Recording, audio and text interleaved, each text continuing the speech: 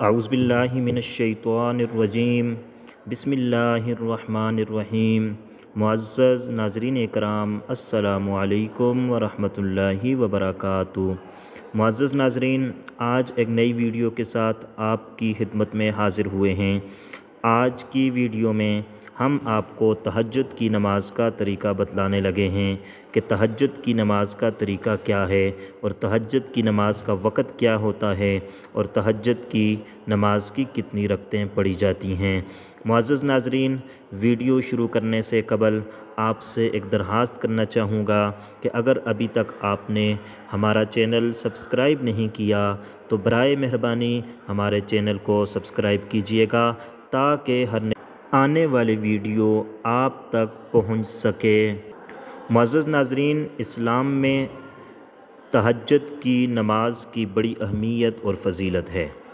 جو بھی شخص نماز تہجد پڑھتا ہے اور تہجد پڑھنے کے بعد جو بھی دعا مانگتا ہے، اللہ تبارک و تعالی اس کی دعا کو کبھی بھی رد نہیں کرتے، اس کی ہر دعا کو قبول کرتے ہیں، کیونکہ تہجد کا وقت ہی ایسا ہوتا ہے کہ اس میں اللہ تبارک و تعالی کی طرف سے اعلان ہوتا ہے، حل من سائل فیعطی لہ، لوگوں آج کوئی اس وقت مجھ سے مانگنے والا ہے تو آئے، وہ مجھ سے دعا کرے، میں اس کی دعا کو قبول کروں گا، وہ مجھ سے مانگے، میں اس کو عطا کروں گا۔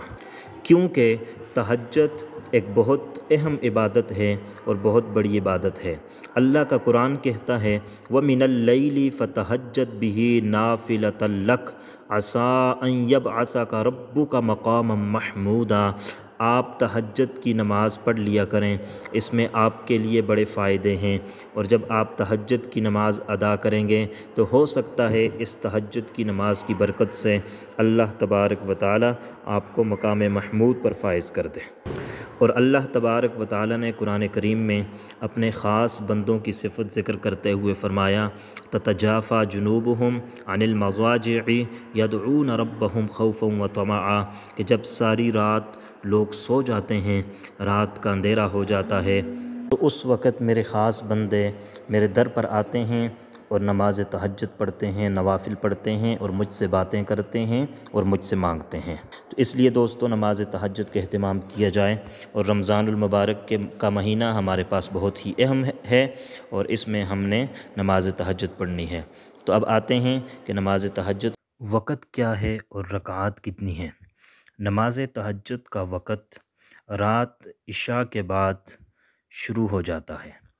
رات جب بندہ عشاء کے بعد سو جاتا ہے، جس وقت بھی اٹھے تو وہ تہجد کی نماز ادا کر سکتا ہے، لیکن نماز تہجد جو ہے اس کا افضل ترین وقت رات کا آخری حصہ ہے، یعنی فجر داخل ہونے سے قبل جو حصہ ہے رات کا، وہ تہجد کا وقت ہے، جسے ہم سحری کا وقت بھی کہتے ہیں۔ تو پھر سوال یہ ہے کہ آیا نماز تہجد کے لیے سونا ضروری ہے یا نہیں ہے؟ تو نماز تہجد کے لیے سونا یہ بہتر ہے، اگر سونے کے بعد نماز تہجد پڑھی جائے یہ افضل ہے، لیکن اگر نہیں سویا اور نیند نہیں آئی تو بغیر سوئے بھی نماز تہجد رات کے آخری پہر ادا کی جا سکتی ہے۔ اس کے بعد نماز تہجد کی رکعات کتنی ہیں؟ نماز تہجد کی رکعات جو ہیں وہ کم از کم 2 ہیں اور زیادہ سے زیادہ 12 ہیں۔ 2 بھی پڑھ سکتے ہیں، 4 بھی پڑھ سکتے ہیں، اور 12 رکعت نماز جو ہے یہ پڑھی جا سکتی ہے تہجد کی نماز۔ اور پھر تیسری بات ہمارے پاس آتی ہے کہ نماز تہجد جو ہے اس کی نیت کیا ہے؟ تو دوستو، نماز تہجد کی نیت اسی طرح نیت ہے جس طرح ہم عام نمازوں کی نیت کرتے ہیں، کہ 2 رکعت نماز تہجد جس طرح ہم کرتے ہیں یہ کرنی ہے، نفل ہے، اور ارادے کا نام ہے، تو جس طرح ہم عام نمازوں کی نیت کرتے ہیں تو اس میں ہم سنت یا اسی طریقے سے ہم فرض کا نام لے لیتے ہیں، تو یہاں ہم نے نماز تہجد نفل کا نام لے لینا ہے، اور اگر نام نہ بھی لیں تو دل میں صرف ارادہ کر لیں تو یہی کافی ہے، کیونکہ نیت نام ہی ارادے کا ہے۔ اور اس کے بعد جس طریقے سے ہم عام روٹین میں نماز پڑھتے ہیں اسی طریقے سے پڑھنی چاہیے، لیکن اگر بہتر یہ ہے کہ اگر ہمیں کوئی لمبی صورتیں یاد ہوں تو ہم وہ بھی اس نماز میں تہجد کی نماز میں پڑھ لیں تو زیادہ بہتر ہے۔